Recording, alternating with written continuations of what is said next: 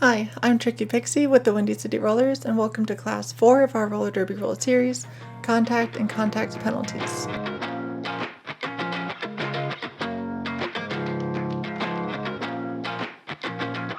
Last week we had Class 3 where we covered Engagement Zone and Pack.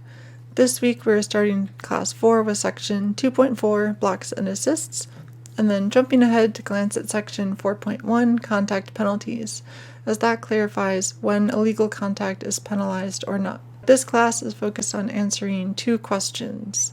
1, what is a legal block? And 2, when is an illegal block penalized? As always, you can follow along in the rulebook at rules.wftda.com. We will start by defining some terms. Pictured are all direct quotes from the rulebook, and I will summarize. Blocking is any physical contact made to an opponent. It is also considered blocking with or without contact if you impede an opponent. This form of blocking without contact is called positional blocking. Counter blocking is when you move into a block to counter it, so you are hitting someone back as they hit you. Assists are physically affecting a teammate. This could be holding them upright, keeping them from going out of bounds, giving them a push, taking a whip, etc. So now that we've defined blocks and assists, let's look at when you can give a block or assist. So you may block or assist while you are in bounds, upright, in play, and moving counterclockwise. All of these criteria must be met. When it says moving in the counterclockwise direction, that's based on the direction that your skates are moving in.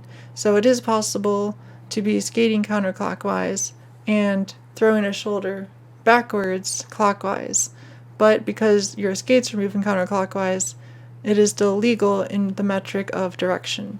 So on the other side, you may not block or assist while you are out of bounds, out of play, down, stopped, or moving clockwise.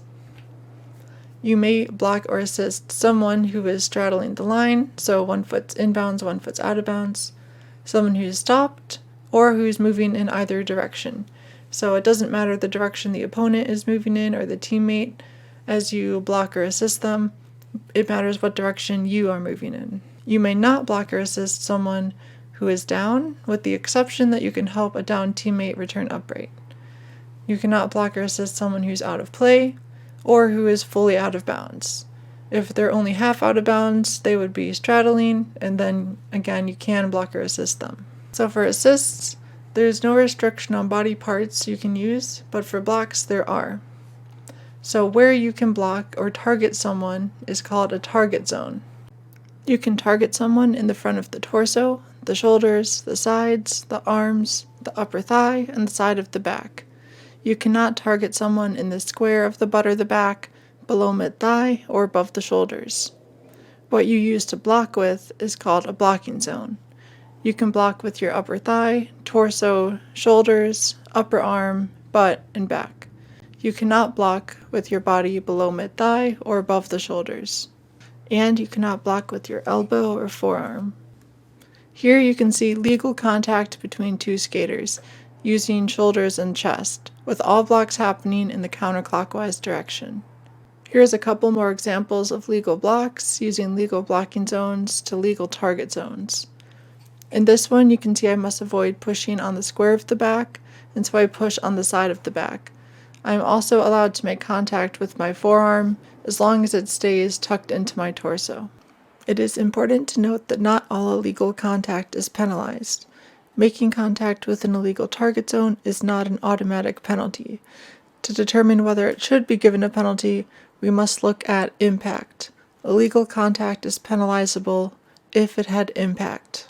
Impact includes gaining position on someone or helping a teammate to gain position on someone. It could also be using an illegal block to prevent a star pass. Gaining position can be a few things: passing someone, blocking someone down, out of play, or out of bounds. Another term to help understand this is relative position. It is your location on the track relative to others. So if you move counterclockwise and pass someone, you have gained relative position. It's sort of who is in front of who.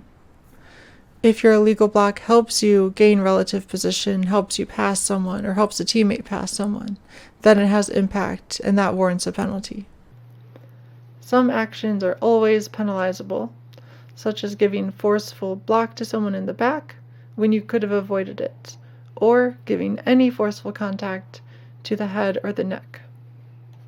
Additional things that count as impact when blocking with an illegal blocking zone are significantly off-balancing an opponent or altering their speed or trajectory, if your illegal block allows you to remain upright and in bounds when you otherwise would not have, any forceful contact initiated with the head or neck, intentionally using your head or neck to positionally block.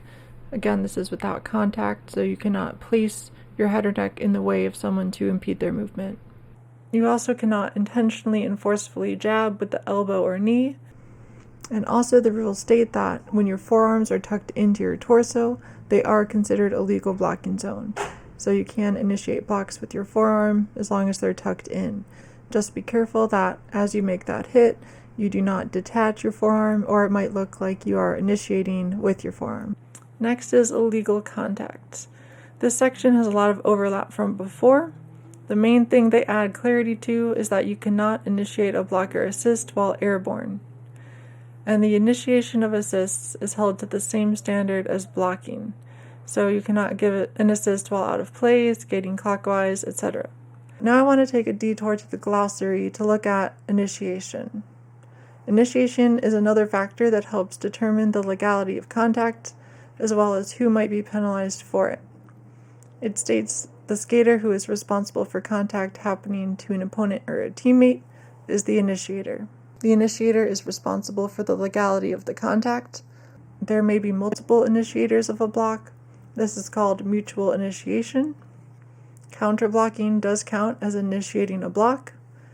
And you can initiate your own assist, such as taking a whip off a teammate. Initiation matters because if there is illegal contact, it's important to know who initiated, because they are likely to get that penalty. I also want to sneak in the term established position. So this is just where a skater is on the track, where they've secured their spot. For example, if you are standing still on the track, I skate and trip over your leg, you do not get that penalty. Your position was established. I was the one who initiated that contact.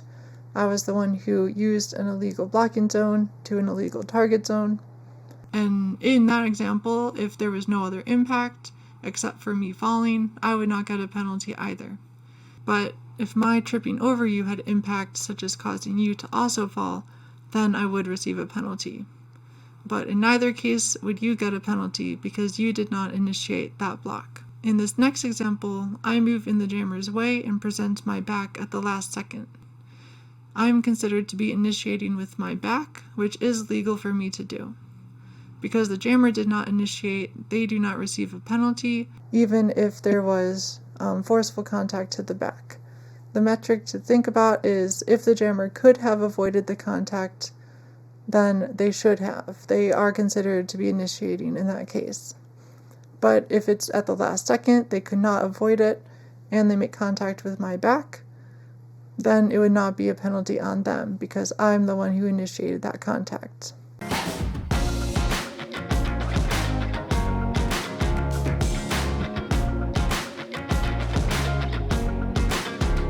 The last type of illegal block that we'll be covering today is called a multiplayer block.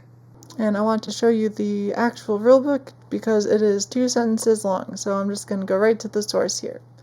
Skaters may not form a wall by linking with or grasping a teammate or otherwise forming an impenetrable connection.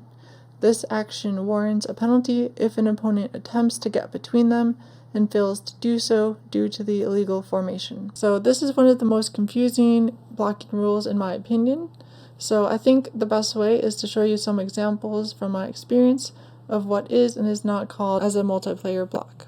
If there's impenetrable connection, such as your arms are behind each other's backs, there is no way for the jammer to get through that without breaking your arm. That is a multiplayer block if they challenge that link. Similarly, if you're just bracing and the jammer challenges that link, that braced arm, you must drop your arm immediately. Otherwise, if that arm prevents them from getting through, then that would be a multiplayer block. Lastly, if you are grabbing a teammate and the jammer is on both of you, even if they're not challenging the connection itself, That would also be called as a multiplayer block.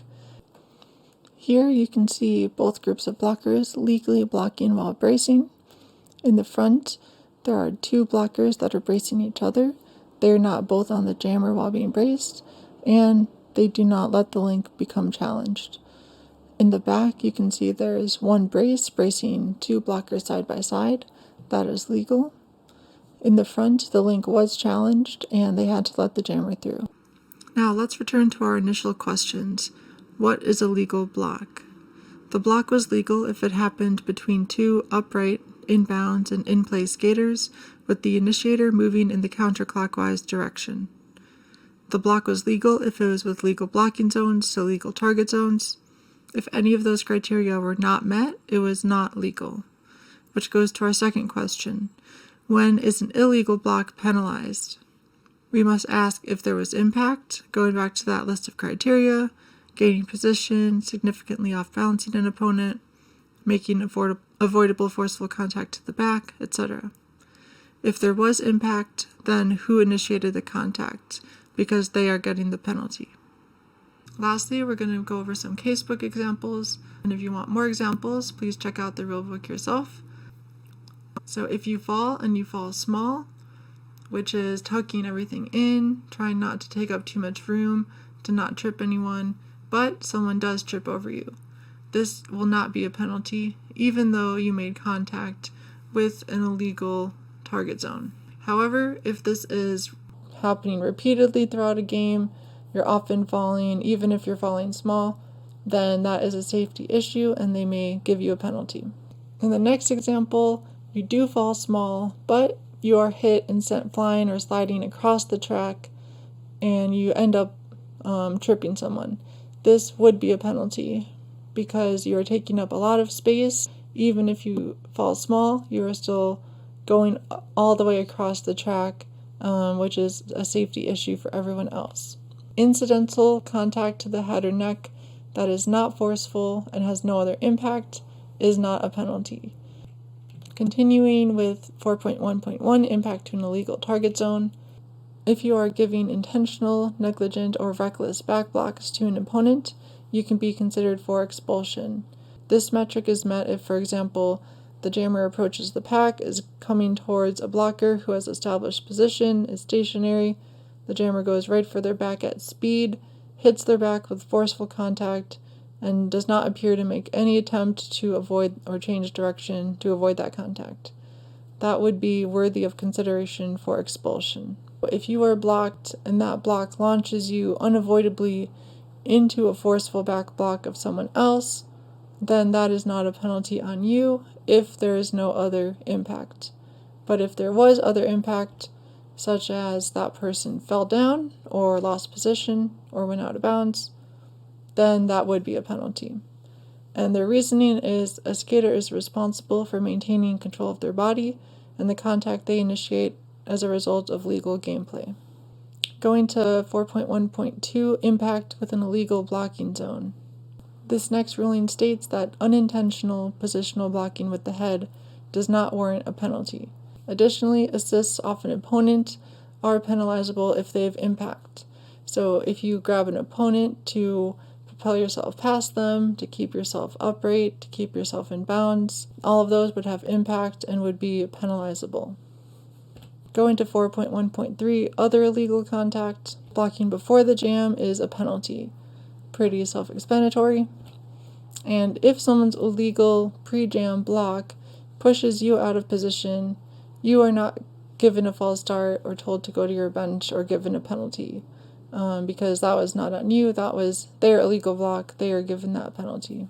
Similarly, you cannot initiate blocks after the fourth jam ending whistle.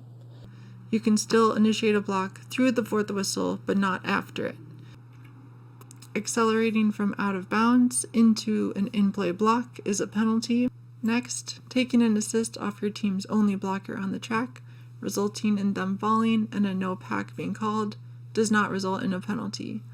This is because assists are a normal part of gameplay, and it is not considered intentionally destroying the pack to take an assist, even if it results in a no pack.